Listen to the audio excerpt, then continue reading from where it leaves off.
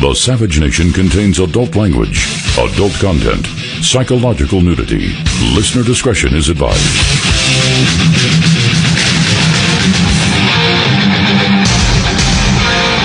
And now, America's most exciting radio talk show, The Savage Nation, home of borders, language, culture.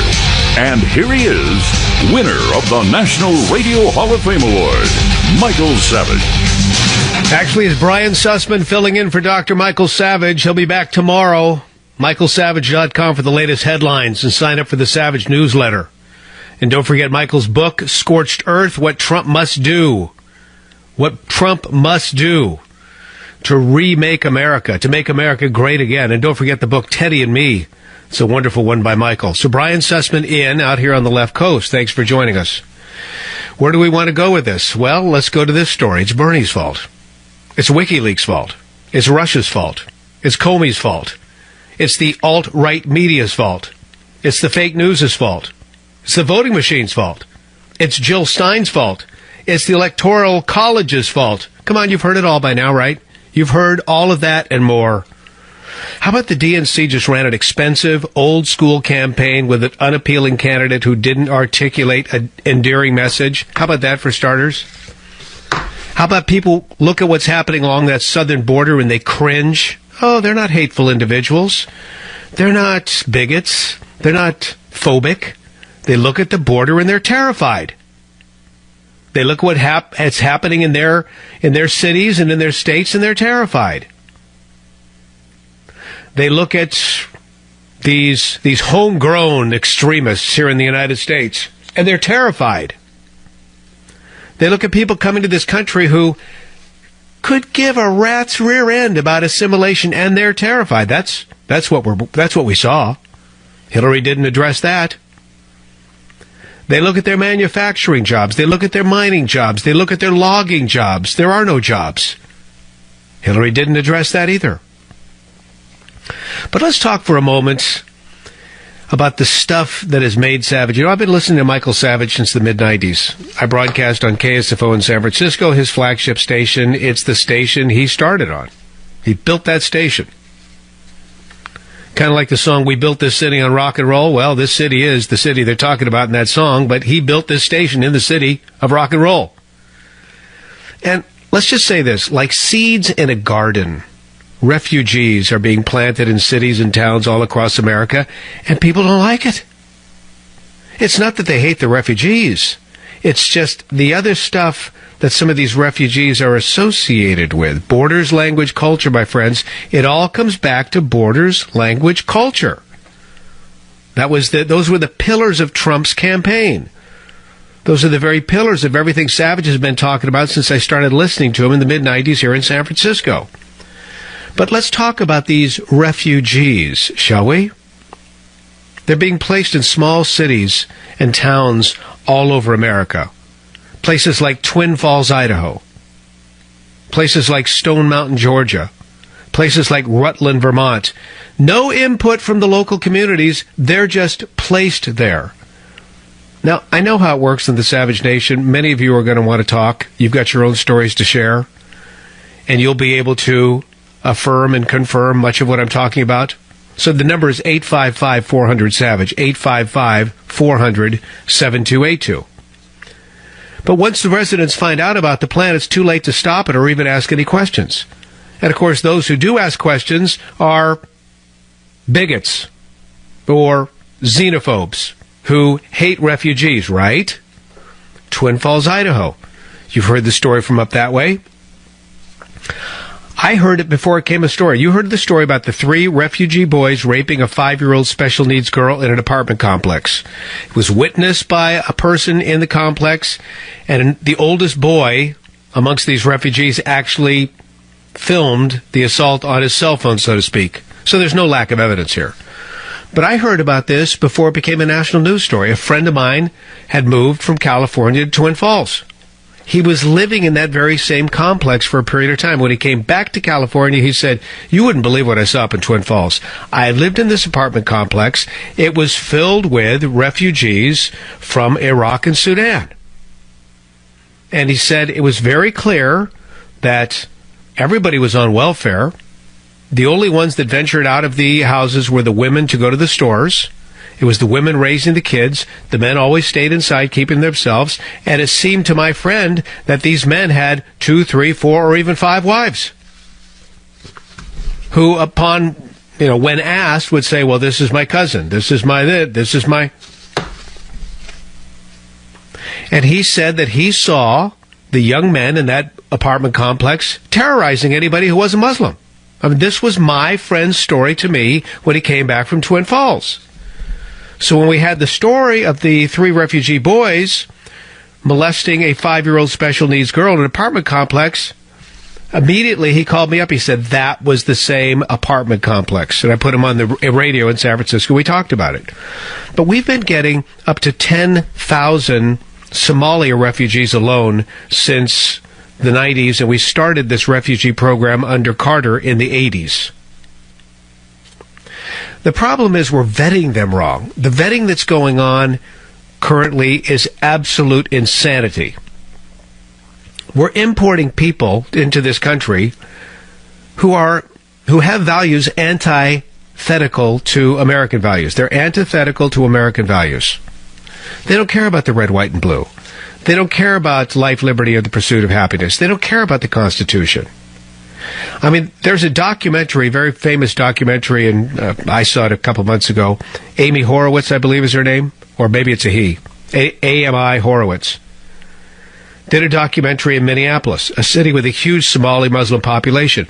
Almost every Muslim the filmmaker spoke to said Sharia law should be supreme over the U.S. Constitution. Those aren't the type of people we should be bringing into this country. We want the people like my grandparents who came here and said, I want to be an American. I want to be an American so bad I'm not even going to let my kids speak our native tongue. They're going to learn English. We're going to be Americans. But here's the problem. Look at France. Look at Belgium. Look at Sweden. Look at many places around the world. Muslim immigration gangs running the streets. I mean, in Malmö, Sweden, Muslim immigration gangs run the city. Medical personnel won't even respond to emergency calls without police protection. And this all started under a Carter administration scheme. The Refugee Administrations Program, it's called. And since then, the United States has admitted hundreds of thousands of aliens. Now, just to show you how benevolent we are, and maybe one might say what big suckers we are with this immigration, the U.S. took in 2/3 of the world's refugees resettled in 2014 alone. I'm going to repeat that. In 2014 alone, the United States took in 2/3 of the world's refugees. Second place country, Canada. They took in 10%. From Iraq alone, the number is 120,000 since 2007. So why am I pointing that out? I think it's ridiculous. Why would we be taking anybody from Iraq? Now, listen to me before you jump to conclusions. We lost thousands of American lives fighting in that country. We spent hundreds of billions of dollars, taxpayer dollars, to make Iraq supposedly livable. Boy, do we suck. We spent all that money. Obviously, it didn't work, so we have to allow them to come here now? I thought we were making the country great for them. We spent money. We spent blood, treasure, American lives. And we're importing them to come live here? I thought we were making it good for them to live there. Maybe I'm wrong on that. Maybe you have a different opinion. Give me a call, 855-400-7282. But where does this all begin? And when's it all going to end? I'll tell you what's going to end in just a moment, but I'll tell you where it begins with the United Nations. The United Nations High Commissioner on Refugees working in tandem with our ridiculous State Department, which resettles the refugees throughout the United States with the assistance of hugely, lavishly, bigly compensated contractors, many of them working for church groups, without any consultation with the states in which Washington plants these assimilation-resistant imports, if I may. But the responsibility for vetting the immigrants, that's the Department of Homeland Security. Now, we'll talk about the vetting process because I think it's fascinating. The vetting we do is ridiculous. A background check is only as good as the available information one has. And when it comes to the people from Syria and Iraq and Afghanistan and Somalia and Sudan, we don't have a lot to go on. But let's just say, for the sake of argument, we do a great job with this. Oh, we know how to vet. Oh, yes. Well, the problem is we're vetting for the wrong thing. We're vetting for terrorism. What we should be vetting for is one's acceptance or rejection of Sharia law. Because Sharia law is Islam's framework, societal framework, and their legal code. And we don't vet for Sharia. I told you about that documentary in Minneapolis. The filmmaker asks all these Somalis in Minneapolis, what do you think of Sharia versus the Constitution? Oh, Sharia. I don't care about the Constitution. I care about Sharia. Muslims who believe in classical Sharia, folks, we say, well, what about freedom of religion in this country? It has nothing to do with religion. They believe in Sharia. And Sharia rejects American democracy. Sharia rejects the belief that we have in this country that people have a right to govern themselves. Sharia believes that people are, the people are subjects, not citizens. Sharia believes that people are powerless to question, much less change Allah's law. Sharia discriminates openly against women and non-Muslims. Now, they would tell you that it's not discrimination, but I'm telling you from looking through the American lens, it's discrimination. It licenses wars of aggression against the infidel. This is all Sharia. We should be vetting for one's belief in Sharia. Instead, we're vetting for terrorism. So we're vetting for the wrong thing. We're ignoring all the dynamics of jihadism. Because Sharia leads to jihad. We're screwing up. Now, why am I hopeful? I'm hopeful because I'm looking at the guy that Donald Trump has nominated for Homeland Security. And at the end of the day, Homeland Security is in charge of the vetting. This dude is a righteous man. The former head of the U.S. Southern Command. General John Kelly, another Marine. This is the guy that was responsible for managing security threats posed by criminal drug networks based in South and Central America. He also oversaw Gitmo, by the way. This is a guy who did 40 years in the Marine Corps. This is a guy who has testified before Congress on numerous occasions about the, quote, relative ease with which human smugglers moved tens of thousands of people to our nation's doorstep. He also cautioned Congress that, quote, these smuggling routes are potentially vulnerable to our homeland. And he also said terrorist organizations could seek to leverage those same smuggling routes to move operatives with intent to cause grave harm to our citizens or even bring weapons of mass destruction in the United States. This is the type of guy we need at the helm of Homeland Security. So I remain hopeful. But how about you? 855-400-SAVAGE. Brian Sussman filling in on this, The Savage Nation. Join the Savage Nation. Call now, 855-400-SAVAGE, 855-400-7282. Savage. The Savage Nation is sponsored by Swiss America, the only company I trust with my financial future. Call 800-289-2646 or SwissAmerica.com. Brian Sussman in for Dr. Michael Savage. Michael's back tomorrow. Don't forget michaelsavage.com, all the latest news there. Plus, very easy to purchase a copy of his book, Scorched Earth, or Teddy and Me would be another idea.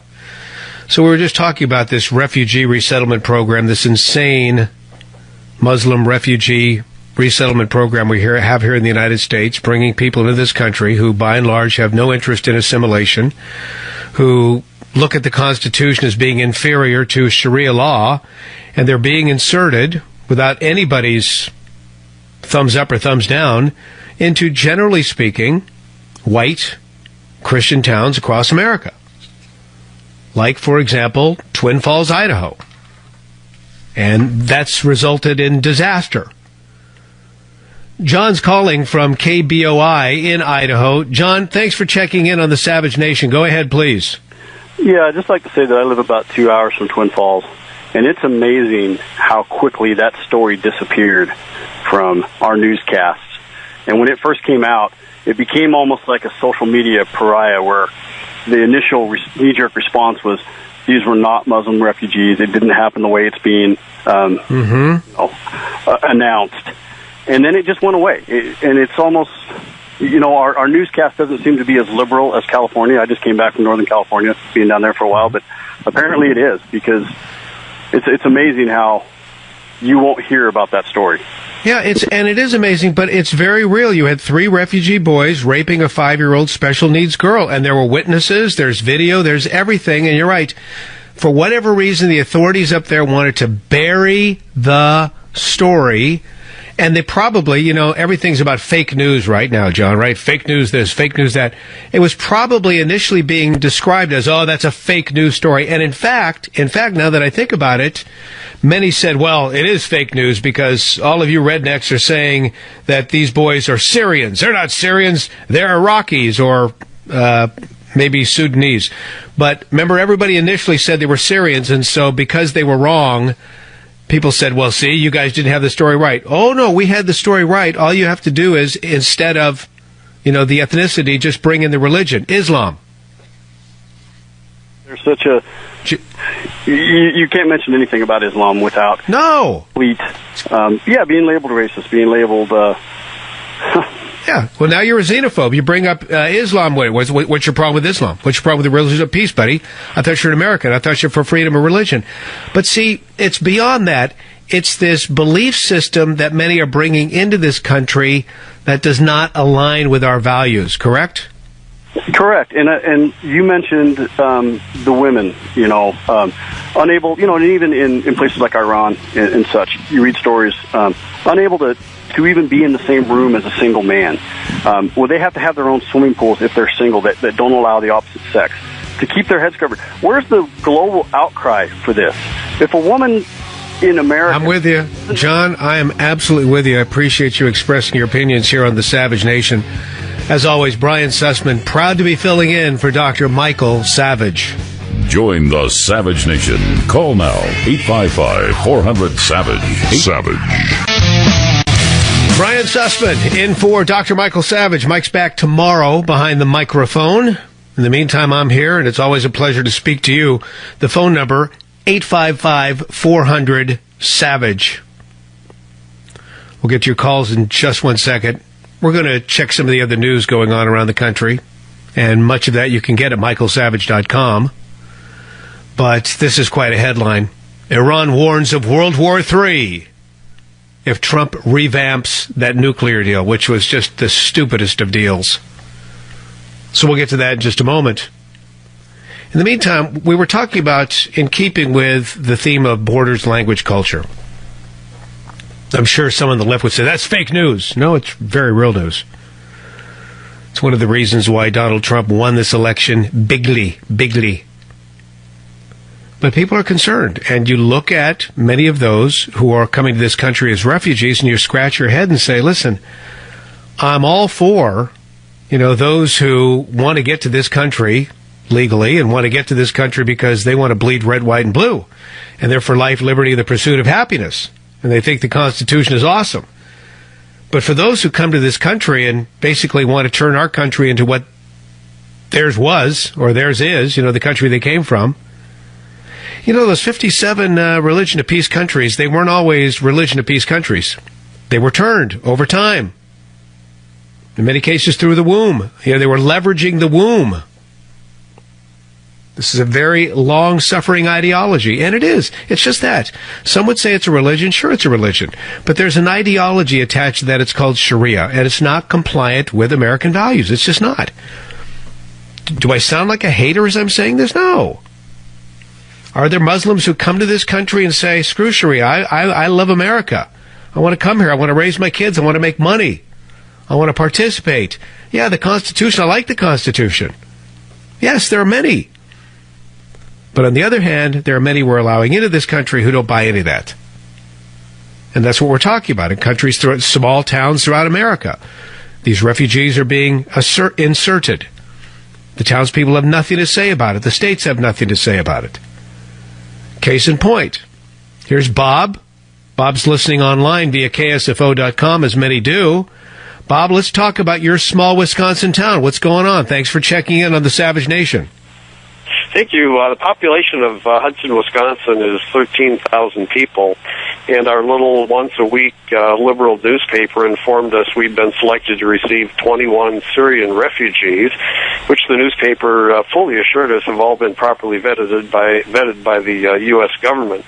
I found it interesting that the article also mentioned that the reason our little town was selected is that there apparently is already one Syrian refugee here, and based on that one Syrian acre, they've now decided to send in 21 more. Sure, he needs friends, he needs colleagues, or maybe he needs co-conspirators. I don't know. Yeah, the newspaper indicated that they were looking for a wide variety of charitable resources to provide housing and transportation, jobs, and a lot of other things for these 21 incoming. I have no idea how they're going to support themselves. If one wants to see how well Muslims integrate into American society, all you need to do is drive 40 miles west of here to Minneapolis and take a look at how well the literally tens and tens of thousands of Somalis have merged into American society. Yeah, it hasn't worked out all that well. Just ask the honest people, in Minnesota. The problem is, if you bring this up and you speak openly and honestly about this, Bob, as you know, you're branded a hater. Exactly. Yeah. Well, listen, I appreciate your call to the Savage Nation. No, this is what we're up against, folks. You sound like you're deemed a hater, when in fact you're just a truth teller. And again, the American government is in charge of vetting these people. I get that. But we're asking the wrong questions. We're vetting them to see if they have terrorist ties, not to see how deeply they believe in Sharia versus the Constitution of the United States. That's the defining difference. And when I look at the guy that Donald Trump has selected to replace Barack Obama's Department of Homeland Security chief, that Johnson guy, who has no business in that department, we've got a Marine general who's been talking about this immigration problem through our southern border for years. Other stories in the news. Iran warns of World War III if Trump prevails with this, if Trump revamps, I should say, this nuclear pact. And all along the campaign trail, what has he done? He's been talking about this deal we cut with Iran, which is absolute insanity. It's one of the worst deals ever. And to know that we're not curtailing them from ever building a nuclear weapon again is just untrue. What we're doing is we're allowing them to develop nuclear weapons, but it's just out there in the distance. They're not dialing down their nuclear program. And the way it works is if we suspect something fishy is going on, who do we have to contact in order to conduct an inspection? We have to contact Iran. And then what will Iran do? Well, it will give us so many days before the inspection takes place, and they will, of course, be the monitors of the inspection. They'll lead us through the inspection process. So they'll have plenty of time to clean things up, put things away, and then, of course, they will lead us. Oh, you can go right down this door. Oh, take this tunnel right over here. Hey, I think I see some tunnels over there. No, you don't. That's your imagination. Please, come with us this way. What a crock. Okay, you want a crock? I got a crock for you. Have I got a crock for you? Reindeer. 'Tis the season, after all. I like what Trump's saying on global warming. And I speak to you now as the former television meteorologist. That was my other life. But I remain active in the trade because I just love weather. I like how Trump's keeping an open mind to human-caused global warming, because I think we all should, because I believe we should follow the truth wherever it leads. I'm always keeping an open mind. I've done a lot of research. I'm certainly not convinced at this point in time, but I'm always keeping an open mind. How about this? We're told now because of global warming over the past 16 years, reindeer are shrinking. Not the number of reindeer, the size of the reindeer. They say they're shrinking because of global warming. I'm sorry, I'm laughing. Meanie, me. Reindeer are shrinking. One of the icons of Christmas is now shrinking. I wonder how Santa's doing. Is global warming causing him to lose a few lbs? Just curious. By the way, there's also a story in the news. It has to do with, let me see, I think it's on michaelsavage.com as well. There it is. Massive ancient civilization lies frozen beneath the Arctic ice. Okay, so if that's the case, well, wouldn't that tell you that the Earth was much warmer at one point in time? Oh, wait. Okay, if that's too much for you, how about this? If I sent you up to the Arctic Circle on the frozen tundra, I sent you up to the Arctic Circle, frozen tundra, and let's say you're just like knee-deep in snow, that part of the tundra. Maybe not even, maybe it's springtime. Okay, let's take it as spring. The snow's gone. Now you're just on the pristine tundra. And I gave you a shovel and said, start digging. I got news for you. You could go down 6 to 10 feet, and suddenly, my God, what is this? It's a tusk. You start digging into fully preserved woolly mammoth. You start digging into fully preserved, the body's there, complete with eyeballs, teeth, skin, the whole schmear. Okay, it's all right there for you. You'd find camels. You would find tigers, lions, bears, oh my. It's all up there. Just start digging through the tundra, and in certain locations, you will find this stuff. Very well preserved, given the fact that these animals have been dead for thousands of years. So what does that tell you? Doesn't it tell you that at some point in time, the Earth was much warmer than it is now? How else would these animals survived? This was their habitat in those very northern latitudes. How could that be unless the Earth was warmer? So what happened since then? See, folks, the climate of the Earth is always changing. It's always changing. Other stories in the news as we peruse michaelsavage.com and then some. The New York Times. They hired that reporter who was outed via WikiLeaks. You know, the reporter who sent stories to Clinton's staffers for approval. I love WikiLeaks. I don't care who hacked into the DNC emails. I love it. Shows how corrupt an organization the DNC is. Glenn Thrush. Oh, yes. Huffington Post reported Monday, we're thrilled Glenn Rush is joining the Times. Glenn Rush. Or I should say Thrush. Glenn Thrush. In one email to Hillary Clinton's campaign chairman, John Podesta, Thrush chose to describe himself as a hack. Now, in the journalistic business, a hack is like a sellout. It's a shill. Okay, I agree I'm a hack. I agree I'm a sellout. I agree I'm a shill. I'm helping the campaign. Quote, no worries, because I have become a hack, and I will send you the whole section that pertains to you. Thrush wrote to Podesta in an April 2015 email. Please don't share or tell anyone I did this. Tell me if I effed up anything. Thrush's email included 5 paragraphs of a story pertaining to Podesta, and Podesta replied to Thrush telling him there were no problems with the writing. And those paragraphs appeared in a May story, quote, Hillary's Big Money Dilemma. A hack. Hired by the Times. Oh, how wonderful. Oh, how glorious. You know what else I learned? I'm still looking through the WikiLeaks emails because I find them fascinating. And one of the emails that I so enjoy that I saw this weekend had to do with the chairman of Google's parent company, Alphabet. Eric Schmidt is the guy's name. Big, huge power player who supposedly is going to be meeting with Trump this Wednesday. Trump's bringing in all these titans from the Silicon Valley to meet with him. Don't know what he's going to say, but he's bringing them in. I have a feeling that Trump is playing chess when everybody else is playing checkers, but nonetheless, I digress as I often do when I'm behind the mic on the Savage Nation. the point is, Eric Schmidt, we know from a WikiLeaks email, he was present with Hillary on the night of the election. So he's with Team Hillary as they're watching the results come in. Now, I happened to be with Team Savage that night. I was with Michael Savage, my co-host on KSFO, Katie Green, and our producer, Sherry E. We were with Michael Savage and many of his friends that night. It was just a delightful evening in San Francisco.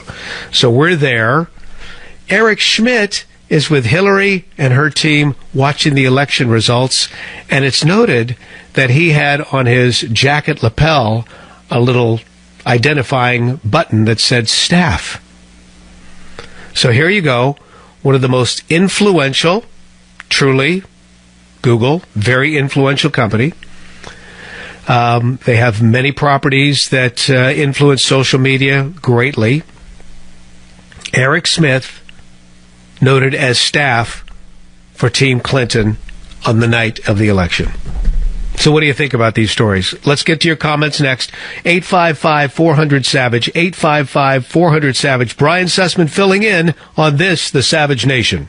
Join the Savage Nation. Call now, 855-400-SAVAGE, 855-400-7282. Savage. The Savage Nation is sponsored by Swiss America, the only company I trust with my financial future. Call 800-289-2646 or SwissAmerica.com.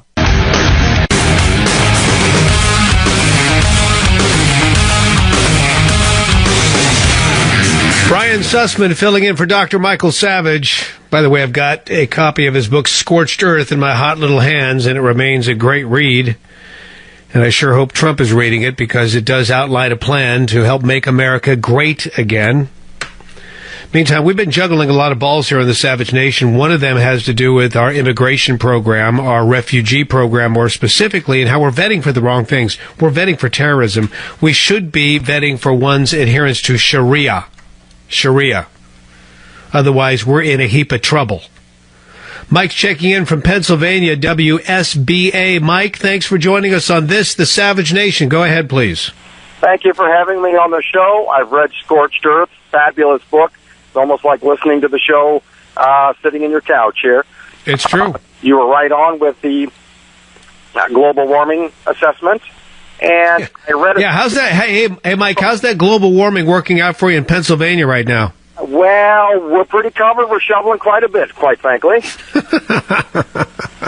Yeah, I say that every winter. It's like, wow, more global warming on my front. Yeah, the buried animals, the woolly bears and the lions and the tigers, oh my. It's like, oh, yeah. Somebody's got to figure this out someday. But, hey, I read a situation way back, I believe when bin Laden was still around bothering us, that in Dearborn, Michigan has become very saturated with Muslim communities taking over. There's signs, there's Muslim signs that we can't read. We don't know what they're telling us, but you drive by and they're flying flags that are not our American flags. Right. And a well-known mall in the Toledo, Ohio area and some Best Buys and Circuit Cities and stuff were targeted with many purchases of computers and electronic equipment, purchased with stolen credit cards, marshaled down to the state of Florida, and then shipped overseas to the bin Laden crew back when that was a big terrorist threat. And it's like, wow, you put this all together with the fact that they don't want to mix in with us. They don't want to mix in at all. They just want to come in, do their dirty work, and that's all they're interested in. Oh yeah, no, it's true. We have a big auto auction here in the San Francisco Bay Area. It's at a place called Fremont, which is it's a high percentage of refugees who've come into this country, and there's this auto auction, and you see people of that persuasion purchasing, my friends who are in the auto biz tell me all the time, purchasing trucks, large quantities of trucks, which they then ship overseas. Have you ever seen all of the trucks that ISIS is driving? Those are really nice, mostly Toyotas and a few other vehicles mixed in, other manufacturers. But most of those were sold originally here in the United States of America. There's a pipeline to get them their equipment, and believe it or not, it starts over here. Brian Sussman filling in for Michael Savage on the Savage Nation. Join the Savage Nation. Call now, 855-400-SAVAGE, 855-400-7282. Savage.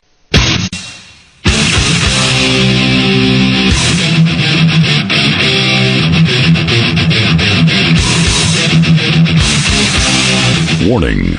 The Savage Nation contains adult language, adult content, psychological nudity. Listener discretion is advised.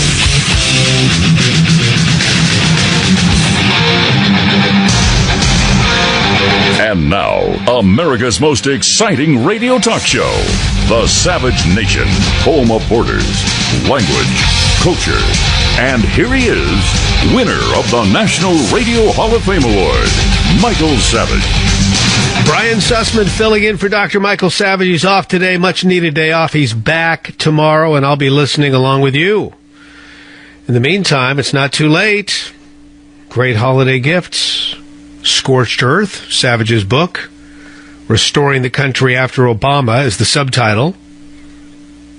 Hopefully Team Trump has read it. Teddy and Me, a feel-good book about the dog Teddy, who, yes, I have met. I've dined with Teddy before. So those are two opportunities. Just go to michaelsavage.com for all the latest there. Got a lot of great sound that the guys who produced the Savage Nation put together for me. And I've got a lot of great callers. A lot of great callers. Which is what you expect from the Savage Nation. Thinking people who do their own research, who know how to separate real news from fake news. And as such, they're ready to talk. Well, speaking of fake news, let's go to Jimmy at WABC for starters. Jimmy, you're kicking off the hour. Thanks for checking in. We were talking about the New York Times earlier, hiring this hack, Glenn Thrush. Oh, hack, that's what he referred to himself as in a WikiLeaks, where we now know he was in collusion with Team Hillary, like so many other journalists. Go ahead, Jimmy. You're on the air. The New York Times and its writer, Walter Duranty, got the Pulitzer Prize for their reports coming out of the Soviet Union in 1932 and 33. But in an interview with Walter Duranty to the American ambassador to the Soviet Union, Walter Duranty admitted all the reports coming out of the Soviet Union are the opinion of Soviet authorities, are not my own. The Soviets wrote their own reports. They covered up 10 million Ukrainians murdered by the Soviets through starvation. It's the Gordon Dispatch. It was stamped secret. This was revealed, 10 or 15 years ago. So the New York Times has a history of altering reports. In this case, they let Stalin basically write the reports that Walter Duranty got the Pulitzer Prize for. And the New York Times supported Mao, supported Castro.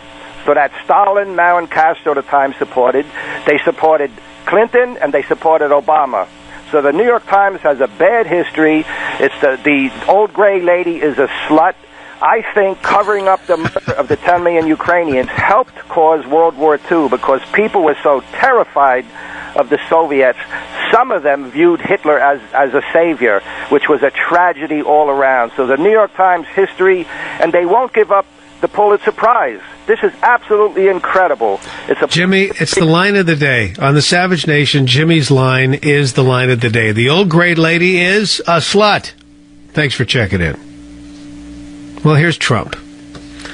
New York Times is talking about this. Washington Post is talking about this. ABC, NBC, blah, blah, blah, blah. They're all talking about this. Russian hacking.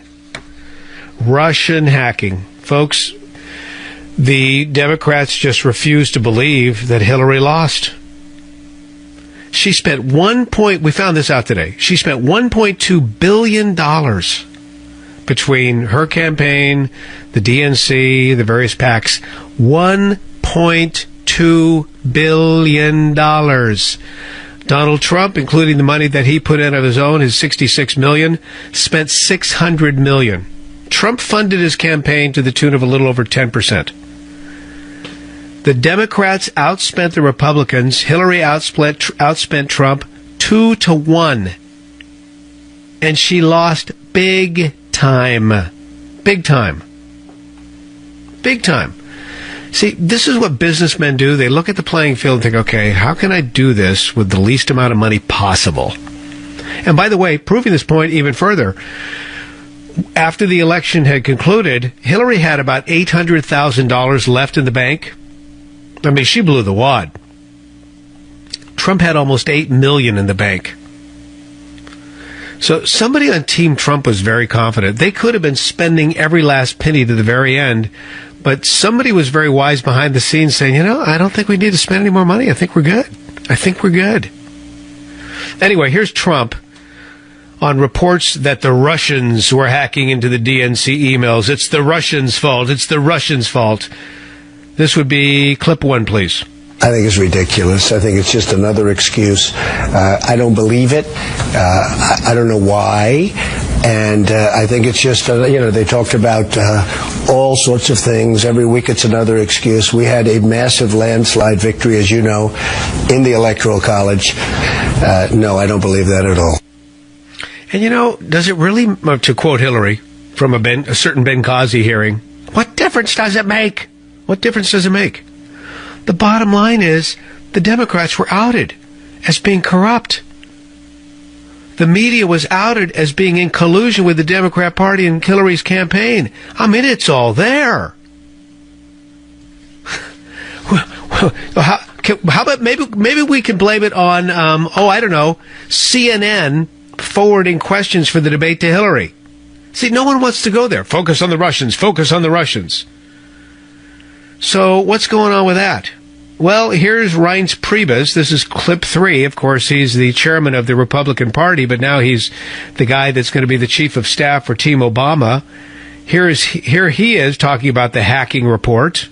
The entire report is based on unnamed sources who are perhaps doing something they shouldn't be doing by speaking to reporters or someone talking out of line about something that is absolutely not true.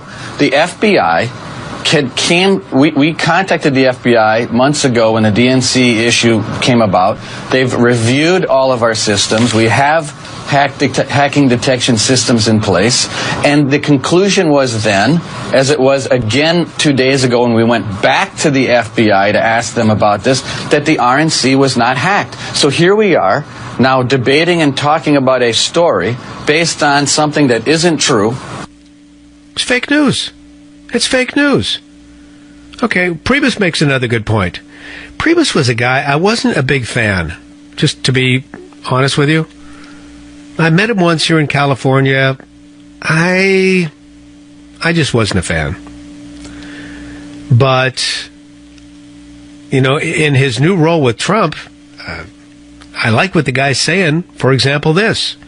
The Russians didn't force Hillary to ignore Wisconsin and Michigan. Folks, they ran a bad campaign. Clip 4, please. The Russians didn't tell Hillary Clinton to ignore Wisconsin and Michigan, okay? I mean, I know this is this insane analysis. She lost the election because her ideas were bad. Right. She didn't fit the electorate. She ignored states that she shouldn't have, and Donald Trump was the change agent, okay? Right. So this is all very interesting, but Donald Trump won in an electoral landslide that had nothing to do with the Russians. No. Had nothing to do with the Russians. Let's go to Brian, K-U-G-N. Brian, thanks for checking in on the Savage Nation. You're on the air. We're talking fake news. Oh, he's gone. Well, here he was about to talk about another fake news story. Hands up, don't shoot. I mean, that has become so mainstream that you've got NFL guys doing the hands up, don't shoot. Never happened. Never happened. It was a narrative created by the media. The media. Continuing. Oh, here's one of Savage's favorite guys, John McCain. He's talking about Trump's pick for Secretary of State. And, of course, Trump's pick for Secretary of State is the ExxonMobil guy. When I heard that the ExxonMobil guy was Trump's Secretary of State, I stepped back for a minute. I thought, okay, well, when you think about it, he knows more leaders around the world than probably anybody. But nonetheless, McCain doesn't like it. There must be an investigation. He says his pick for Secretary of State has a relationship with Putin. Listen to clip 6. Vladimir Putin is a thug and a bully and a murderer, and I believe that the relationship between Mr. Tillerson and Vladimir Putin needs to be examined. Okay, note to McCain. If the relationship between Trump's pick for Secretary of State and Vladimir Putin needs to be elected, how about the relationship between Google and China? How about the relationship between Facebook and China? Because when Google and Facebook have gone into China, guess what? On their particular platforms, it's not freedom of speech. It's all about censorship. Maybe we just should talk to them. Give me a break. Should be investigated. Here's Reince Priebusson on this Tillerson nomination and his quote-unquote ties to Putin. This is clip 5. He's in the business of exploring and finding oil across the globe, and so you have to go where the oil's at. And the fact that he actually has a relationship with people like Vladimir Putin and others across the globe is something that we shouldn't be embarrassed by. It's something that I think could be a huge advantage to the United States. Look, it doesn't mean we're not going to be tough across the world. It doesn't mean that we're not going to always put America first in everything we do. But we have big problems in this world. And I don't think we can solve these big problems by making believe that people don't exist. They exist. We have to talk to people. You know, if we would have this Tillerson guy who's head of ExxonMobil, if he would have been Secretary of State, could you imagine this? When we had the Iraq War going on, who was Secretary of State then? Condoleezza Rice, was that it? We wouldn't have had this ridiculous, insane, stupid policy whereby we go in and we didn't get a drop of that oil. I know the left wanted to say it was all about oil. Guess what? At the end of the day, we didn't get a drop of that oil. In fact, when the contracts were finally doled out to determine who was going to help Iraq pull that oil to the ground, not one U.S. company got a contract. Come on, man. All that we spent in that country, and we didn't get one drop of oil? Are you kidding me? Doesn't make any sense to me, but, you know, that's just me. Fake news. Fake news. Stephen, WABC, thanks for calling the Savage Nation. Stephen, you're on the air. Go ahead. Hi there. Good afternoon to you. For me, the start of fake news, and I guess you could also call it cover-up news, started big time during the Clinton administration when Bill Clinton needed to cover up things happening with Monica Lewinsky, and they bombed supposedly a factory making bombs in Africa, and it turned out that the location was just making aspirin or something like that. But right. That's for me the start of fake news. Yeah, you're right. You're exactly well. And think of all the diversions they had to create in order to keep everybody's eyes off of what Bill Clinton was doing in the Oval Office. Stephen, thanks for your call. WABC New York, always a pleasure. So Brian Sussman filling in on the Savage Nation. Dr. Michael Savage is going to be back tomorrow, and I'll be back in just a few on this, the Savage Nation. Join the Savage Nation. Call now, 855-400-SAVAGE, 855-400-7282. Savage. The Savage Nation is sponsored by Swiss America, the only company I trust with my financial future. Call 800-289-2646 or SwissAmerica.com.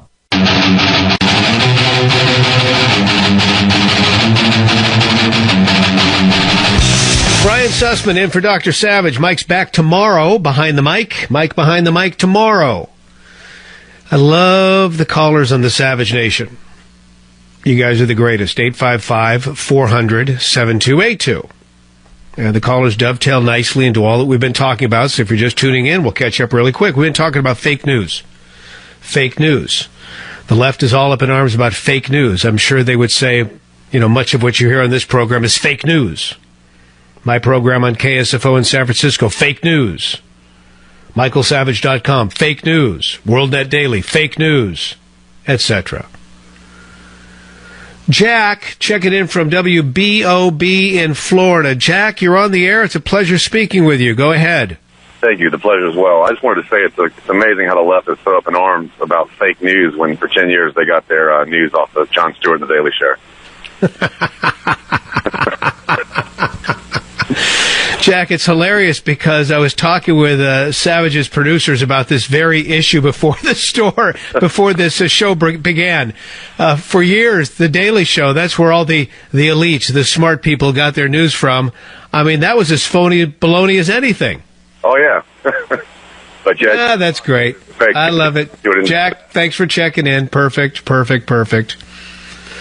Okay, now we go to Travis, WAAV, North Carolina. Another thing we've been talking about are the hacked emails. The left wants to make you believe that this is all the job of the Russians and we need an investigation into this. But they're missing the point. Travis, make the point for us. Thanks for calling. No problem, Brian. Really enjoy your sit-in for Michael Savage. But the whole point is maybe the Russians hacked the emails, maybe they didn't. But here's the thing that nobody's really looking at. The Russians didn't write the emails. The DNC wrote the emails. Hillary Clinton and her followers and supporters and campaign, they wrote the emails. If the Russians hacked it, all they did was expose it to the American people. They made it. So how can it be fake news? How can it That's be it. Russians? Right. And so, you're right. Maybe they did, maybe they didn't. But it's what is in the emails that is damning. Right, Travis? Exactly. And that's the whole point that these blind, blue-blood left liberals can't see. And I can say that with affection because I was for many years a hard-wing, left-wing, blue-blood liberal. Come to speak of it, I got a meeting coming up tonight for Liberals Anonymous, so I got to get ready to... All right, get out of here. Thanks for checking in. All right, then they blamed it on everything. One of the blames has been, the voting machines. Here's Todd, WTMA. Todd, you're on the Savage Nation. Go ahead. Let's talk about the voting machines. Thanks for having me. Well, I have one thing to say about fake news. We all remember the quote-unquote Benghazi video, right? So that's all I'm going to say about fake news. Now, McConnell, Lindsey Graham, the whole bunch of those guys that are here now, they're gone. Okay, that's part of the swamp. So what they're doing with this bipartisan group that wants a further investigation, they're irrelevant. All right, my third point. You can go back to the Kennedy administration. You can go back to the Nixon administration. We've always had foreign leaders make their point about who they want to be supportive of when we have elections. It's nothing new. It's just that we're in a digital age. We have emails. We have hacking. Get used to it. There's going to be more of it coming. So that's all I have to say. But that's all you have to say, and you said it well on this, The Savage Nation. Thanks, Todd, for checking in. Yeah, there you go. That's just a nice little summary of what we've been talking about for almost the last hour and a half here on the Savage Nation. But wait, there's more. We're going to talk a little bit more this evening, this afternoon, wherever you may be in the time zone. Who knows? Maybe you're listening to a podcast. Could be the next day. Let's talk about the economic plans that Trump's putting forward, because I think they're really going to benefit America, including millennials. Okay? So we'll talk about that. Look forward to your calls as well. Brian Sussman, pleased to be filling in on this, The Savage Nation. Join the Savage Nation. Call now, 855-400-SAVAGE, 855-400-7282. Savage.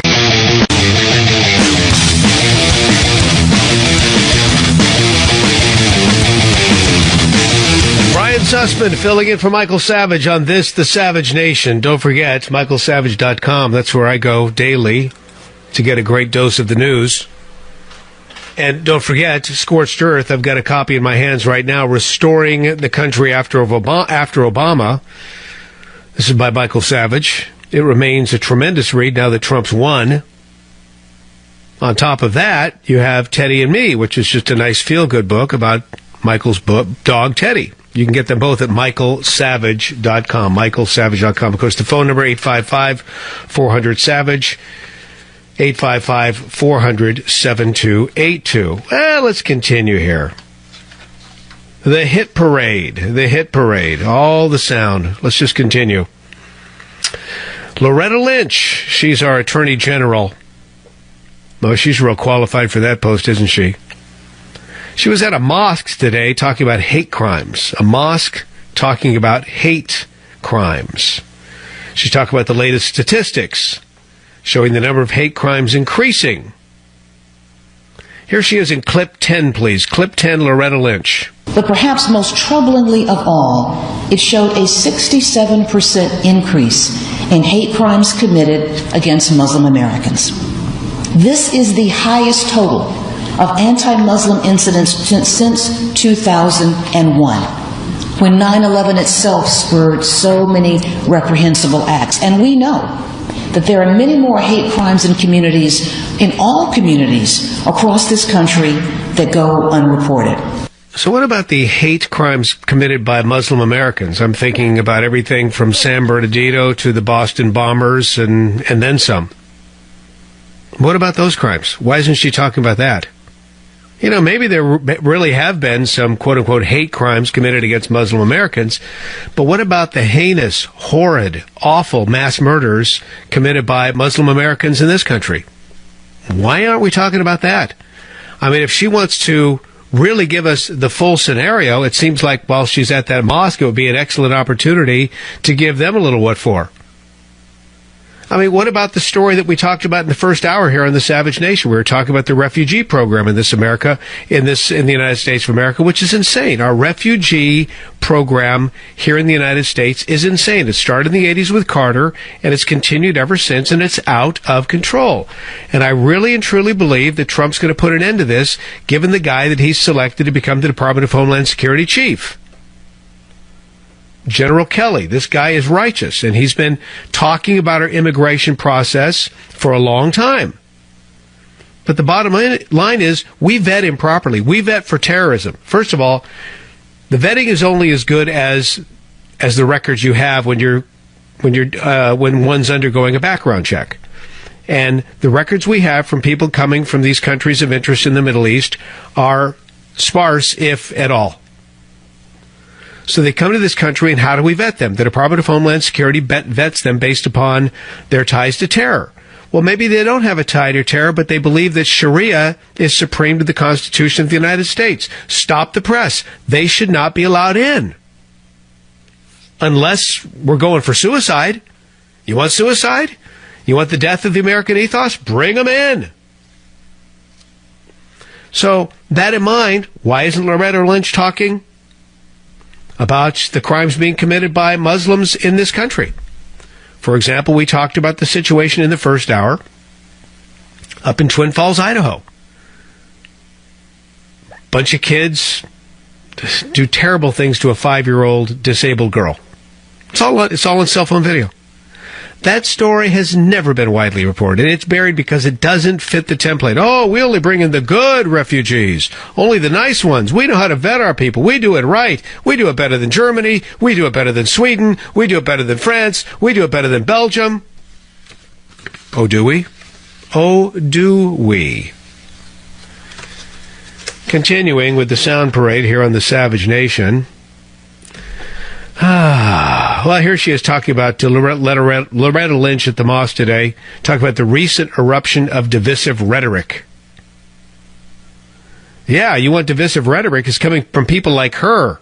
Clip 13. So many Americans are feeling uncertainty, are feeling anxiety, are feeling fear, frankly. As we witness this recent eruption of divisive rhetoric, as we note the hateful deeds that we've been talking about.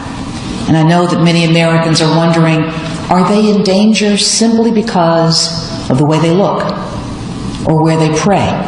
Okay, stop the press right there. Yes, I would say the same thing. Are you in danger because of the way you look? Are you a white male who's a Christian? You're in the crosshairs big time. Continuing, here's Joe Biden. Ah, Joe Biden. Joking Joe. Boy, what are we going to do without this guy? He was just the biggest gaffe machine. Joe Biden's talking about the leaders of the Democrat Party here. He's on CNN. He said, the leaders of the Democrat Party, Obama, Pelosi, Schumer, and me. Clip 15. Like after every presidential election where the party loses, there is no single leader. There are voices that hopefully be heard. Hopefully, I'll be able to have a voice in the direction of the party. The President of the United States will. Obviously, Chuck Schumer will. Obviously, Nancy Pelosi will. There's going to be governors that are going to emerge. And so it's a contest of ideas as to which direction to take the party. Okay, so the leaders of the party, Chuck Schumer, Nancy Pelosi, Joe Biden. Can we just, for the sake of simplicity, call them the Geritol 3 going forward? The Geritol 3, ladies and gentlemen. If that's the best they can do, bring it on. Keep them coming. These people are so out of touch, and this is why Hillary lost big time. Or as Donald would say, bigly, bigly. It's because they ran an old school campaign, and they spent lots and lots of money, wasted lots and lots of money, like liberal politicians tend to do, and quite frankly, a lot of Republican politicians do the same thing, wasted money on a ridiculously old-school campaign with a tired, worn-out, unappealing candidate. Oh, I'm a sexist. Oh, so be it.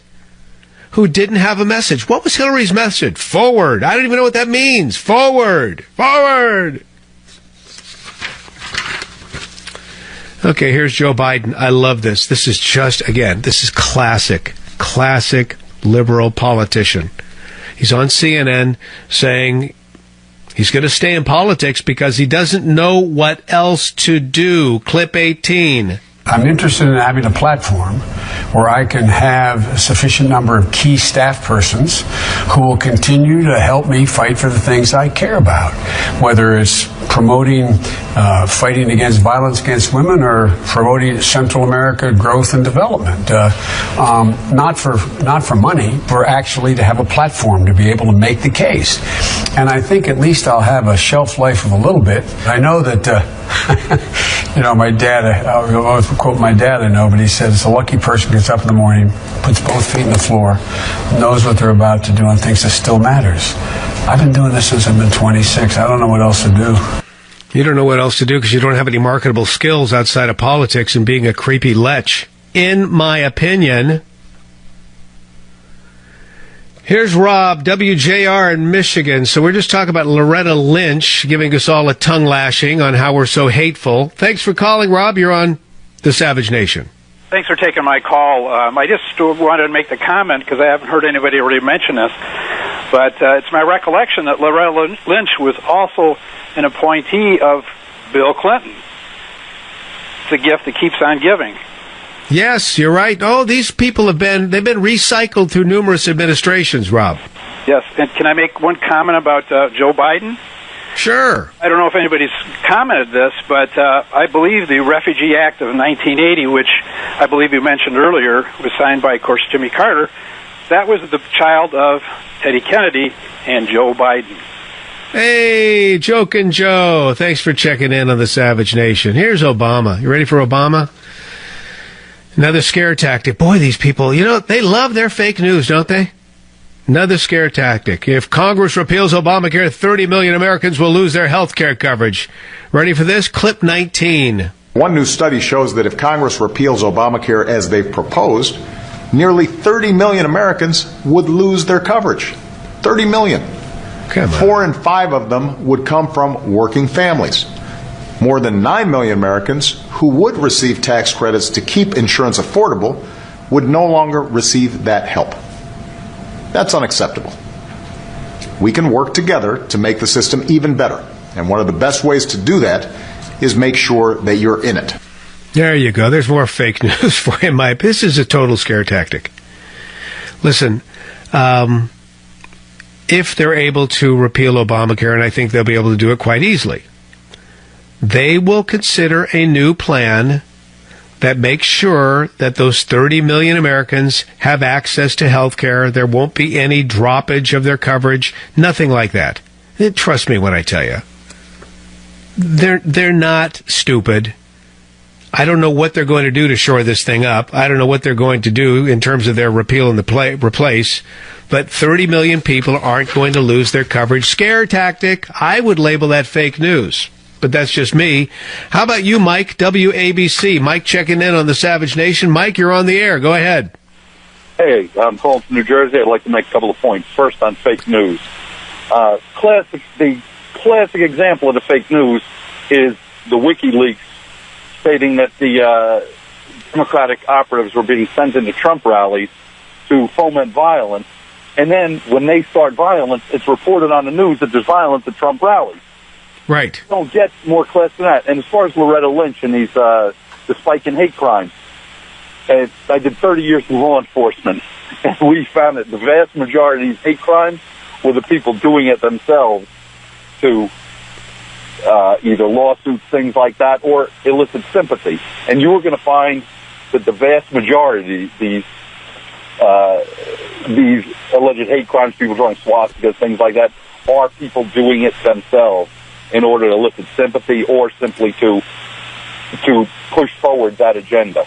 Exactly. And how many stories have we seen in recent weeks and months where that indeed was the case? This has happened on a couple of University of California campuses where people come up with these crazy stories that they were abused, either physically or verbally by some, white redneck who was a Trump supporter. And then upon further questioning, you find out, whoa, that really didn't happen. And that story just goes away so fast. Right. And frankly, I'm a registered independent. I was not a 100% Trump guy. But that is the only thing the Democrats have is a race issue. Continue to pound this race issue, pound away, pound away, pound away, keep people in fear. They get 90% of the black vote. And they are so afraid that if they lose that, they have nothing. And the only way they can keep that is through fear. I'm with you. Appreciate you checking in, Mike. WABC, listening from New Jersey on this, the Savage Nation. Again, go to michaelsavage.com for all the latest news. And we'll pick through some of those news stories in just a couple of minutes. We'll take more of your calls as well. Always a pleasure. It's always an honor. Brian Sussman filling in. Michael's back tomorrow on this, the Savage Nation. Join the Savage Nation. Call now, 855-400-SAVAGE, 855-400-7282. Savage. The Savage Nation is sponsored by Swiss America, the only company I trust with my financial future. Call 800-289-2646 or SwissAmerica.com.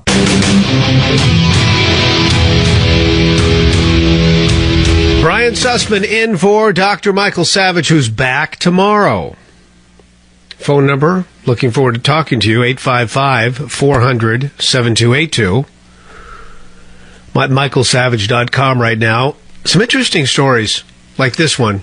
The Vatican is calling on priests to be highly sensitive to the climate crisis. So the Pope is putting out the word to Catholics, the priests, for starters, to realize that there is concern over man-caused global warming. I'm just curious, what happens if you're one of these priests who doesn't agree? Do you just have to go, with the company line? I mean, the Pope is the leader of the Catholic Church. And then what about the members of the congregation? This is something that doesn't resonate well with a lot of Catholics.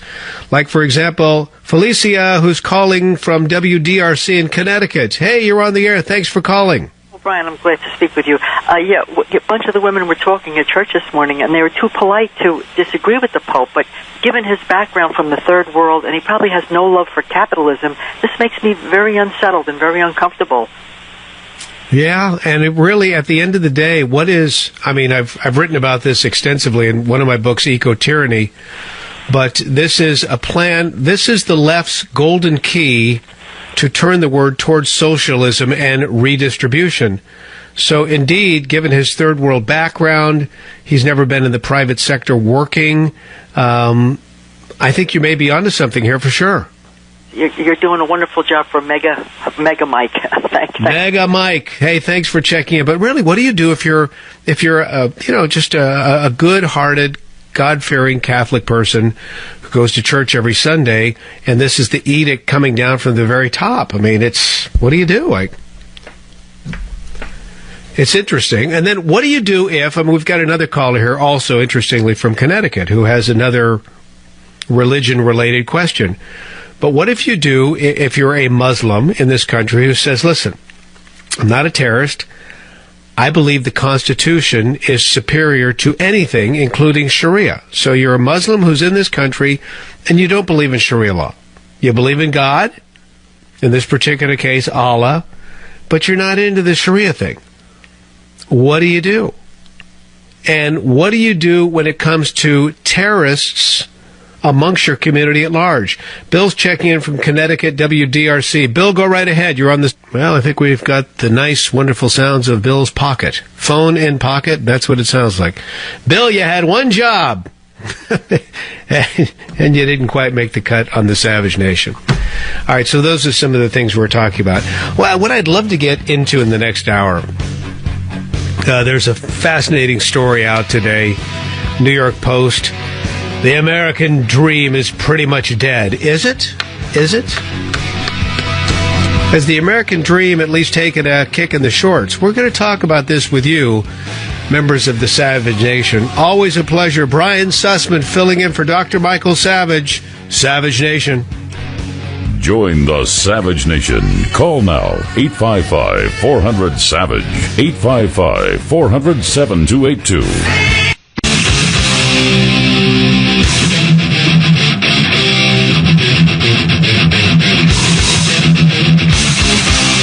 Warning. The Savage Nation contains adult language, adult content, psychological nudity. Listener discretion is advised.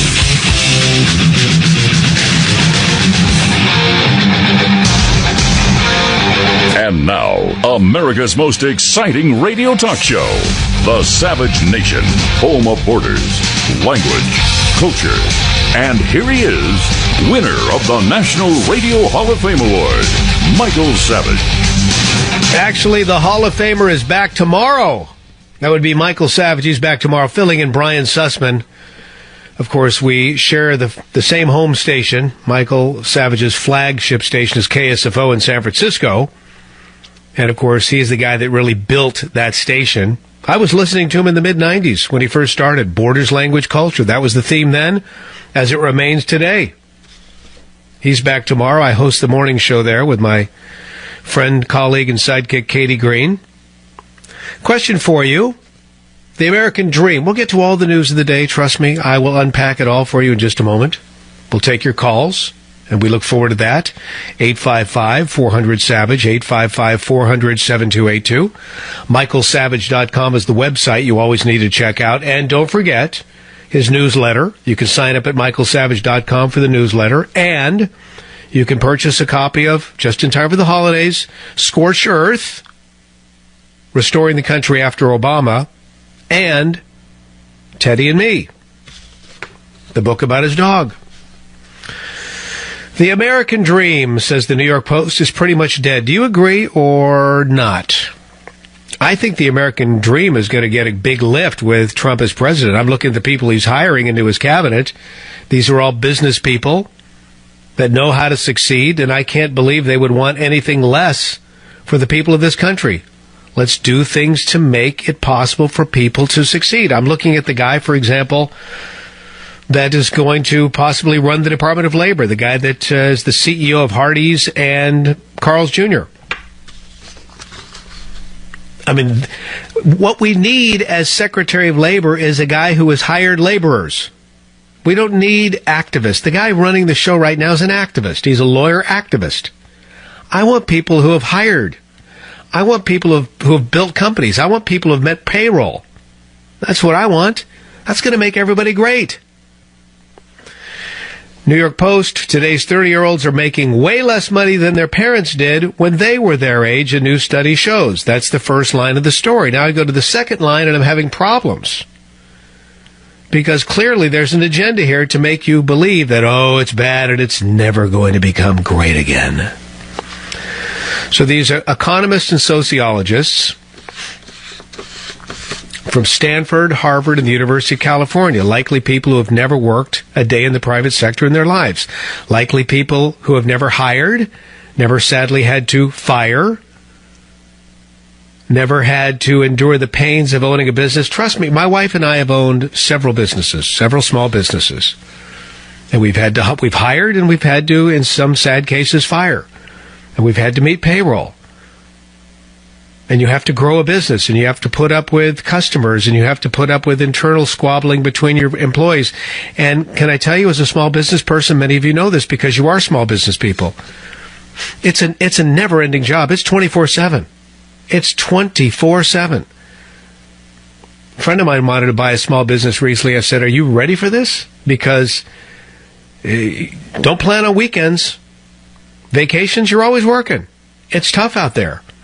So I'm looking at the schmoes that put this study together. I'm guessing they've never done that before. They're just academics who are basically working after working on grants.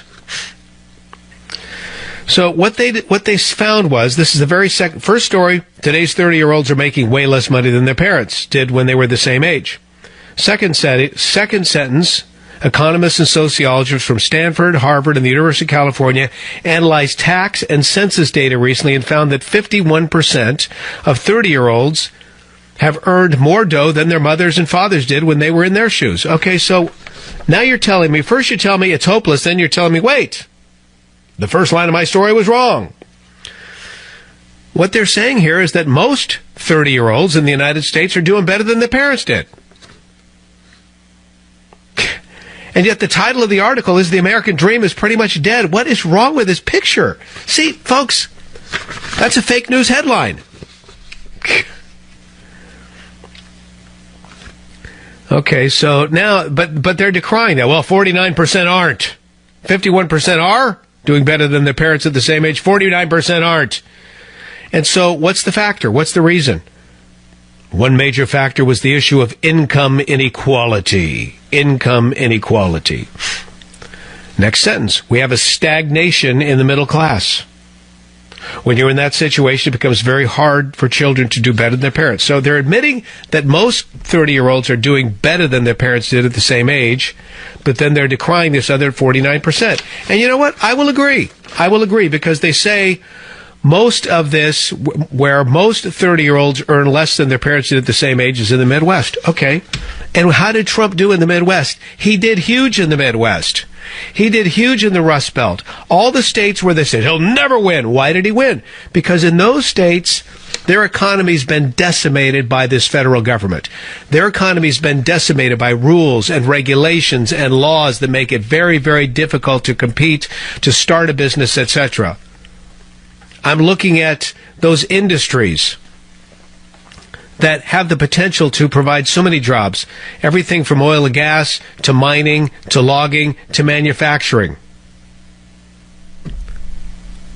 Guess what? When we can get those jobs back, when we can dismantle the EPA so some of these ridiculous, unsound, do nothing but kill jobs regulations can get wiped off the map, when we can get somebody in there with a brain in their head who's actually, I can't wait to see who's going to pick to be in charge of Department of Interior. Maybe that's a place for Sarah Palin. She knows a little bit about that. Seriously. You know, she's kind of kooky in a lot of ways, but I got news for you. This is a woman who was a governor of a state, but if you just want to axe that, this is the woman who was involved in the oil industry in her state, which produces a lot of oil. This is a woman who has done commercial fishing, probably knows a heck of a lot about commercial logging, probably even knows a little bit about mining, because her state does some of that too. If we could get somebody in there to unleash our people and our resources, that would be a great thing. I mean, do you know who is in the crossfire of, the Obama administration has been doing their damnedest, and it started actually with the Clinton administration, and it was staved off a bit by the Bush administration, a bit.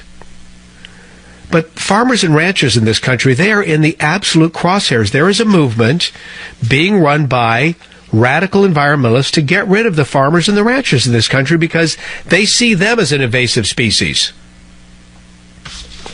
So I'm reading this article. The number of 30-year-olds who earn less than their parents is higher in the Midwest. Well, guess what? I can actually agree with that. But what's the answer? So I'm looking at these academic dweebs who put this study together.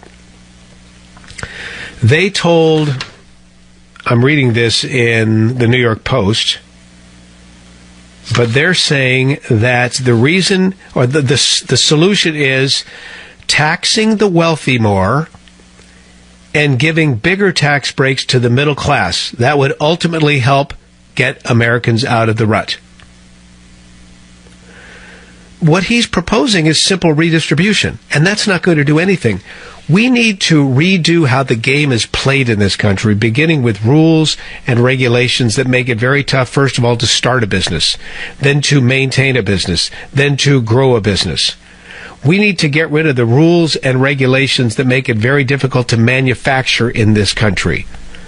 We used to be the king of steel fabrication. Now where is our major fabrication being done for big projects in the United States? It's all being done in China. And folks, I've talked to the people involved in that. It's an absolute disaster. We had this Bay Bridge built here in San Francisco. We rebuilt the Bay Bridge. After the 1989 earthquake, we finally finished this thing a couple years ago. It is the most expensive public works project in the history of the world. It started out, it's going to be under $1 billion. Now with financing, that thing is something like $17 billion. $17 billion bridge with financing. $17 billion. And the steel that was used to construct that bridge, there have been story after story in the San Francisco Chronicle, some pretty darn good reporting, it's not fake news, good reporting, about how crappy the steel is and how crappy the construction process was. That's what you get, for starters, when you get your steel fabricated in a country like China. Now, why can't we do it here in the United States? If we could change some of the rules, the regulations, the environmental laws, we could. And you know what? We'll do it better than the Chinese, and we'll do it with less pollution than the Chinese. That's what we need to be doing in America. Now let's go to the lines of the Savage Nation. I've done enough talking. Now it's time to hear from you. You've got one job. Come in and come in strong. 855-400-7282. Let's go to Carl, KSFO. Carl, thanks for checking in. You're on the air. Go right ahead, please. Hi. The American dream was a term used by, propaganda term used by socialists during FDR's presidency. And it was pitched that the government can basically help you reach the American dream, and these are all the ways that the government is going to help you reach the American dream. So a lot of people don't know that about that term, and it is used quite often, but it originated with propagandists during the FDR presidency. Right. Think about this, Carl, and I appreciate your call here on the Savage Nation. Here's how you get the American dream, and I believe, from what I'm seeing, this is what the Trump administration will do. Get the federal government out of the way. Get them. The government's not the solution. They're the problem. Get them out of the way. Reduce regulation. Make it easier to start a business, grow a business. Make it easier to harness our nation's natural resources. Make it easier for the manufacturing to be done in the United States of America. So I'm with you on that. Thanks for checking in on the Savage Nation. Let's see if we can squeeze one more story in. Fake news versus real news. Ben calling from PA, WSBA in Pennsylvania. Ben, you're on the air. Go ahead. Hello. I have a comment about... I believe that with Hillary losing, I believe that it's the real news that made her lose. I think the fake news story is just a diversion. We've got plenty of real news. We've got Benghazi and the emails and pay to play. That's enough to make her lose. We don't need fake news. The real news made her lose. The real news made her lose, and you're a winner on the Savage Nation, Ben. Thanks for checking in. Brian Sussman filling in. We'll have more for you on this, the Savage Nation. Join the Savage Nation. Call now, 855-400-SAVAGE, 855-400-7282. Savage. The Savage Nation is sponsored by Swiss America, the only company I trust with my financial future. Call 800-289-2646 or SwissAmerica.com. Brian Sussman in for Dr. Michael Savage, who's back on tomorrow. And I will be listening right along with you. So we're talking about a number of items in the news. Fake news. What is fake news? See, this is another term that's been created by the left. It's just like that last caller on the Savage Nation noted. The American dream was a term coined by the left. And the whole idea is that government can make your life better. Let's all dream the dream. We'll help you achieve all that you desire. Whereas I'm reminded of another great president, a certain Ronald Reagan, who said government's not the solution, it's the problem. It's the problem. And I'm hoping with this Trump administration, they're going to clear out a lot of the crap and a lot of the dreck that has clogged up the pathway to freedom in this country and opportunity and liberty by getting rid of these ridiculous rules and regulations that have so stifled us. But what is fake news? I mean, initially, fake news, you could have said, was The Daily Show. I mean, when Jon Stewart announced he'd be stepping down as host of The Daily Show in 2015, there were a number of articles lamenting the loss of, quote, fake news. And the fake news man, for example, Time Magazine ran a story with the headline, Jon Stewart, the fake news man who made a real difference. What about The Onion? What about the Daily Current? Those are hilarious publications. But it's interesting we're talking about this because Ron Paul has a piece out today on this very issue. And I'm just going to read a couple sentences from the former congressman's column that I'm reading here. It says, a major threat to liberty is the assault on the right to discuss political issues, seek out alternative information sources, and promote dissenting ideas. If this ongoing assault on free speech succeeds, then all of our liberties are endangered. Listen, what they're doing is anybody who has a contrarian point of view and they see the world through a conservative lens, fake news. I'm sure people, these leftist critics would look at Michael Savage's book like scorched earth. Fake news. I'm sure they look at this radio show. Fake news. And some of the websites associated with all of our lives. The Drudge Report, fake news, even though, isn't it interesting? Drudge is just an aggregator of content. He so rarely brings forth anything original. All he does is send you to links. All he does is link up news stories all over the world that are very intriguing, fascinating, etc. But here's the deal. Fake news, real news. If we taught our kids, if we taught people in this country, beginning in kindergarten, how to critically think, we wouldn't have a problem. You'd be able to quickly decipher what's real, what's not real. What's real, what's not real. I mean, nowadays, my gosh, if you even fancy a conspiracy theory for just a moment, oh, fake news, you're a crazy alt-righter. The problem is in our schools, we don't teach them how to critically think, do we? Instead, we teach them what to think. What to think, not how to think. If we would teach them properly how to think, instead of filling their skulls with a bunch of rhetoric that they're able to so easily spew out at the drop of a hat, we'd have a different game. You'd be able to decipher for yourself what's real, what's not real. Do your own research. But I like what Ron Paul is saying in this particular article. The last and potentially most dangerous threat to the First Amendment, he says, is the war on fake news. Those leading the war are using a few viral internet hoaxes to justify increased government regulation and even outright censorship of internet news sites. Some popular websites, such as Facebook, are not waiting for the government to force them to crack down on fake news. They're just going for it on their own.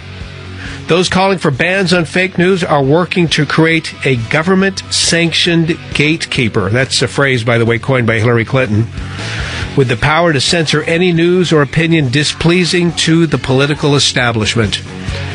Brian Sussman filling in for Dr. Michael Savage on this, The Savage Nation. Join the Savage Nation. Call now. Brian Sussman in for Dr. Michael Savage, who is back tomorrow here on The Savage Nation. So just a moment ago, we were talking about fake news and the efforts by the federal government under this administration to act as the gatekeeper of news. What's real news? What's fake news? Many social media outlets like Facebook are already undergoing their own campaign to censor what they believe is fake news, scour it from the internet.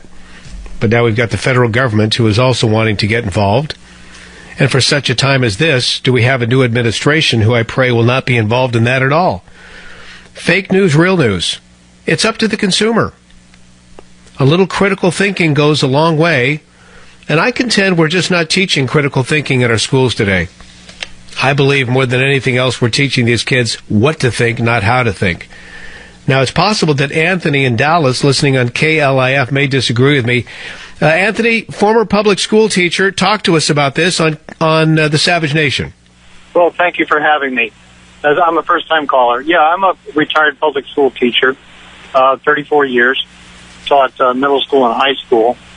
And I normally don't listen to this program. It's just sort of channel flipping, station flipping, and I heard your comment about education and the fact that we don't teach critical thinking in the context of fake news and teaching kids how to discern the truth. I'm wondering what the basis of your opinion is. Well, the basis of my opinion is having raised 4 children who have gone through the education system, and I watched this firsthand. Now, maybe, Anthony, to be honest, maybe it's just California, different from the rest of the nation. And we know in so many ways that is the case, but I don't see it here. I see kids being well-trained in rhetoric, and they can spew out answers to a variety of questions, but you get beyond that answer, and they really don't know what they're talking about. And then I see it in their lives when they graduate from school, and in so many cases, they're just not capable of making decisions. And this isn't across the board, but in so many cases, they're not able to make the decisions necessary to really move forward in life and become a successful, independent, self-sufficient individual.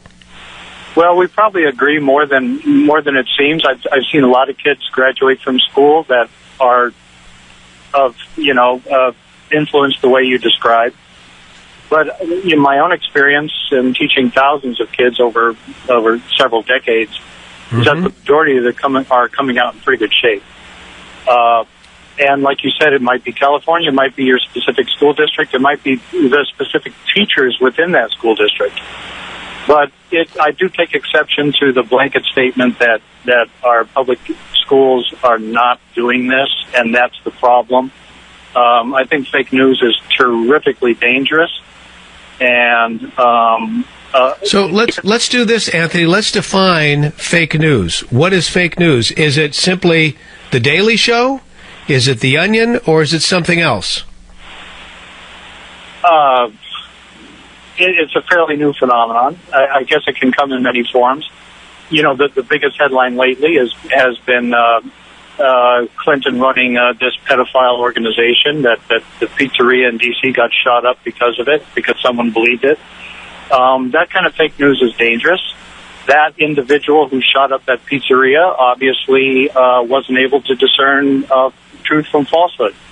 Right, and Pizzagate, as it's being called, is one of the recent flurry of stories that suggests that the core problem facing this nation is fake news. But what about the fake news, for example, hands up, don't shoot? I mean, that was proven to have never taken place in St. Louis, Ferguson to be specific, and yet the media ran with that, and to this day, I would guess most people in this country believed that the black man who was killed by the cops actually put his hands up and said, don't shoot. Right. I agree with you on that one. That's a horrifically awful story. That is a false narrative. I think a lot of news organizations have owned up to that being a false narrative. I think the Black Lives Matter movement has not owned up to it.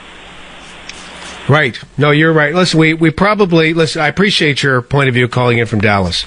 Yeah. And this educational issue, thanks for checking in on the Savage Nation. It may indeed have to do with my state of California versus the state you live in, but nonetheless, this fake news narrative is growing and it's increasing, and the left, I mean, if Hillary were elected president, they would continue going after this tooth and nail, and there would be a censorship campaign done in the name of safety and sanity that would be horrendous. I mean, our First Amendment allows you to get away with a lot, including having your own opinion. It's life, liberty, and the pursuit of property, right? That includes the property between your ears. The property between your ears. This is a wild one. This just came over the transom. So now we have an ex-Philadelphia congressman, my, getting 10 years for corruption. Former U.S. representative and Democrat at that. Now, see, this speaks volumes. You got to hear the whole story here. It just came over the wires. Chaka Fattah is his name. You had 435 of these people in the Congress. I never heard of Chaka Fattah. I've heard of Shaka Khan, but never Chaka Fattah.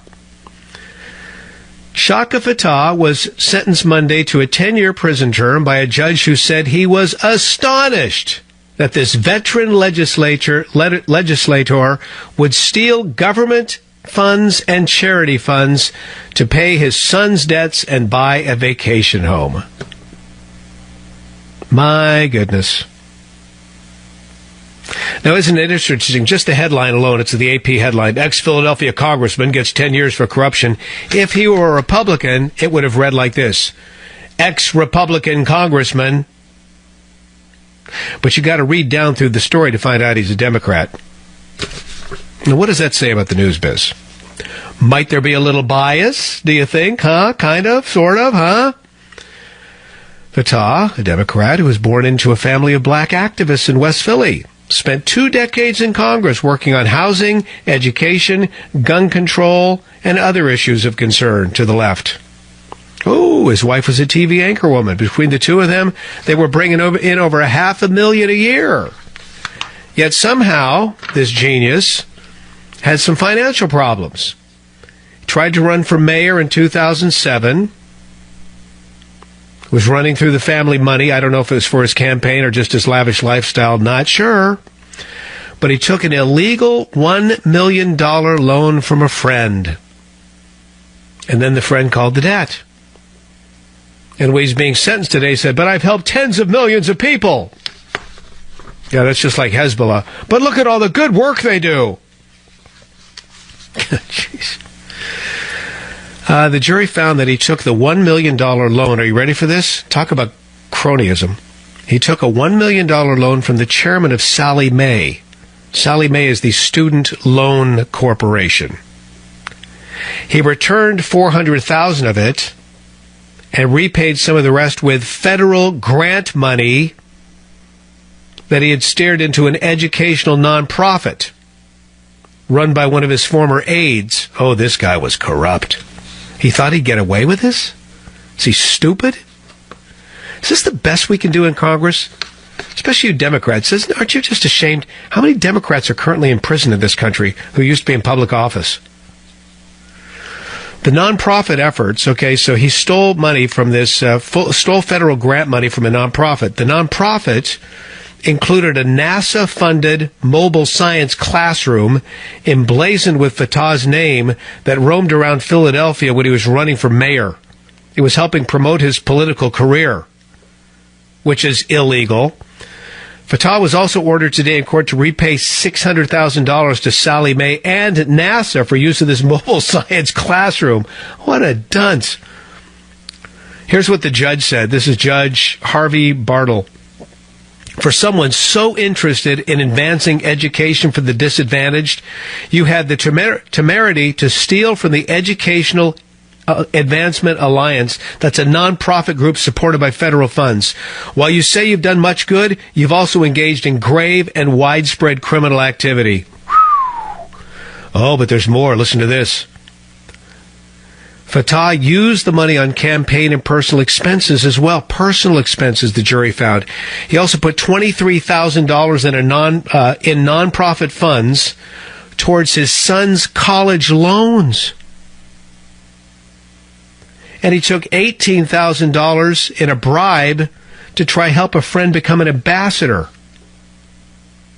Wow. And he's just one of the ones who got caught. By the way, the congressman's son, so the apple didn't fall far from the tree at all. Listen to this. The congressman's son is serving a 5-year prison term in an overlapping fraud case that went to trial last year.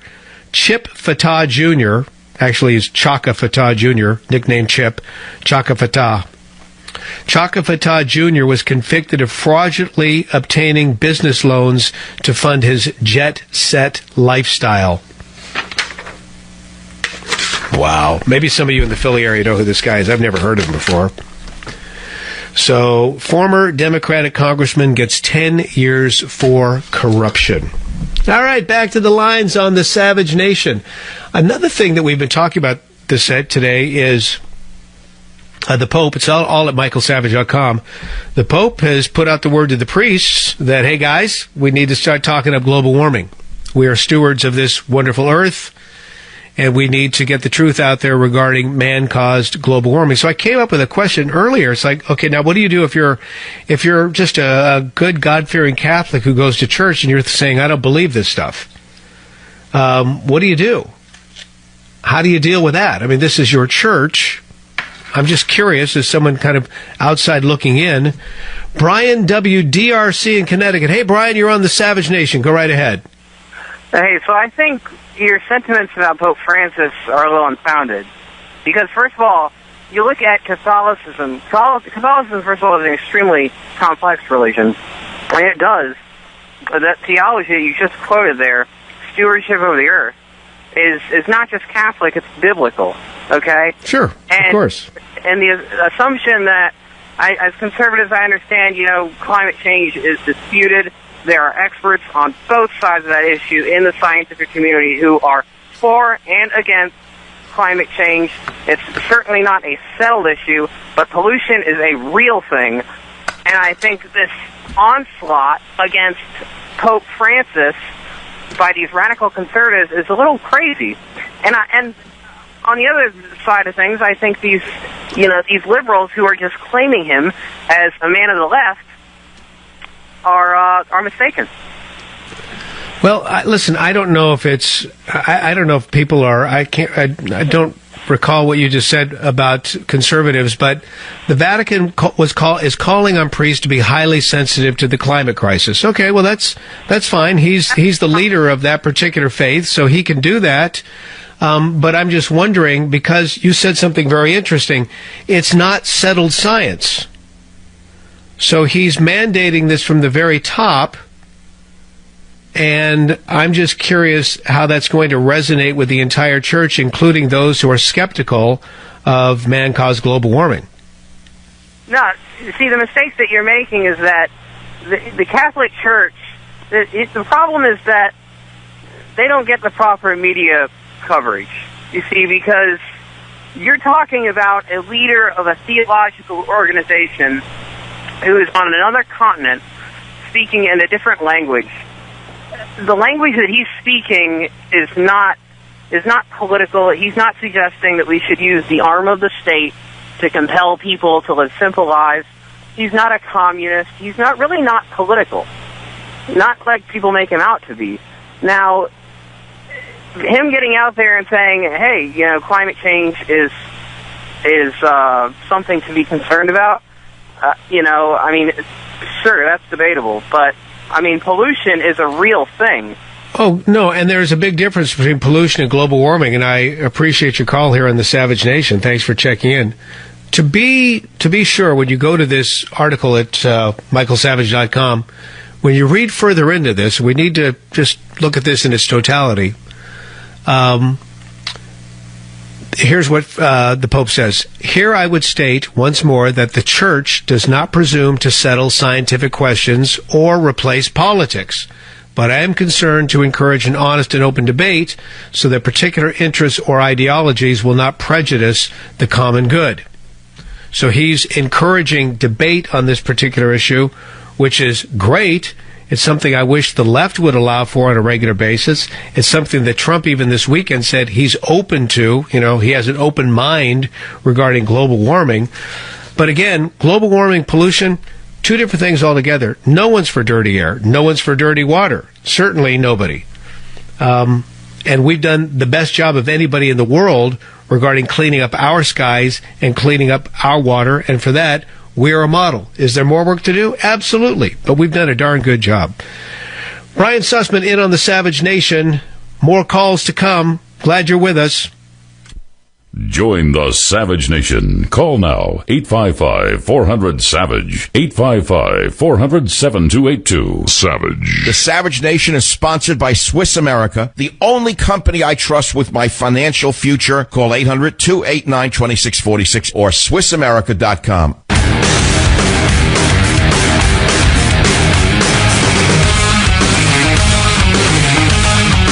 Sussman in for Savage. This comes to me from a friend, Lisa, who listens to this program, The Savage Nation. A guy looked at my Corvette the other day, a liberal guy, bleeding heart. Said, I wonder how many people could have been fed for the money that car cost. I replied, I'm not sure. But it sure fed a lot of families in Bowling Green, Kentucky, where it was built. Fed the people who made the tires. Fed the people who made the components. Fed the people in Decatur, Illinois, at Caterpillar, who made the trucks that haul all the copper ore, fed the people that pulled the copper ore out of the ground, too. It fed the trucking people who hauled it from the plant to the dealer. Fed the people working at the dealership and their families. But I have to admit, I don't really know how many people it fed. And ladies and gentlemen, that's the difference between capitalism and the welfare mentality. When you buy something, you put money in other people's pockets and give them dignity for their skills. When you give someone something for nothing, you rob them of their dignity and self-worth. Brian Sussman, proud to be filling in on this, The Savage Nation.